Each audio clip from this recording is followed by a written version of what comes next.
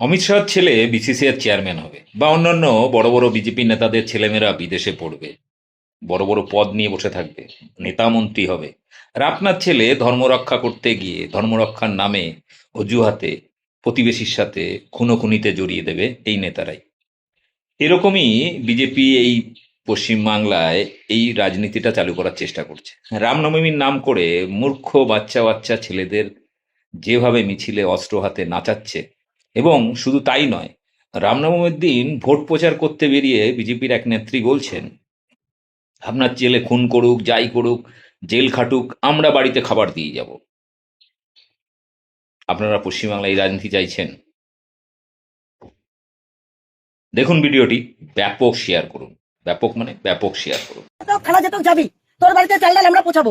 এটা হচ্ছে হিন্দুত্ব, এইটাই হলো সংগঠন, এইটাই মাইন্ডে রাখতে লাগবে। তোর বাড়িতে চাল ডাল পৌঁছানোর ডিউটি আমার। যতদিন তুই ছেলে থাকবি তোর বাড়িতে খাওয়া পড়ার অভাব হবে না। কাকিমা কাকু, তোর বউ যদি থাকে, বোন যদি থাকে, কারো যদি বিয়ে না হয়, তার পরিবারের দায়িত্ব আমাদের। কিন্তু জেল যাওয়ার জন্য মানসিকতা তৈরি কর। জেলে কিন্তু চিকিৎসা। শুনলে কথাগুলো? সবার মা বাবা অপেক্ষা করে যে আমার বাচ্চা বড় হয়ে ডাক্তার বনবে, ইঞ্জিনিয়ার বনবে, সায়েন্টিস্ট বনবে, কিন্তু এরা কি শিখাচ্ছে? এরা কে? এরা কারা? আপনি একবার ভেবে দেখুন তো। এরা কোনো ধর্মের লোক হতে পারে না। কারণ আপনার বাচ্চাকে আপনি সায়েন্টিস্ট বানাতে চান, ইঞ্জিনিয়ার বানাতে চান, মাস্টার বানাতে চান, অন্যের বাচ্চাকে ভড়কাচ্ছেন যে আপনি দাঙ্গাই বনো, জেলে যাও, কাকু মারো। কি আপনাকে কি শিখাচ্ছে? আপনি পাঠান না আপনার বাচ্চাকে এরকম করে দাঙ্গা ফাঁসার লড়াই করতে, জেলে পাঠান। আমি যদি বলি যে আপনার বাচ্চাটাকে আপনি জেলে পাঠিয়ে দেন, আপনার খরচাটা আমি চালাবো, আপনি কি পাঠাবেন? এই যে যার বাচ্চা মারা গেছে তাকে বাচ্চাটা আপনি আনিয়ে দিতে পারবেন?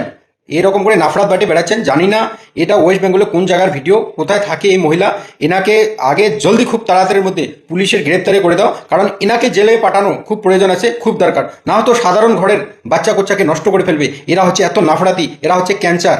আর বেশি কিছু বললাম না, সমজদারকে ইশারায় কাপি। আপনার বাচ্চাকে আপনারা কি বানাবেন? আপনার বাচ্চার ভবিষ্যৎ আপনার হাতে। সমজদার আপনিও আছেন, তাই বেশি কিছু বলবো না। থ্যাংক ইউ, ধন্যবাদ, দোয়া সালাম।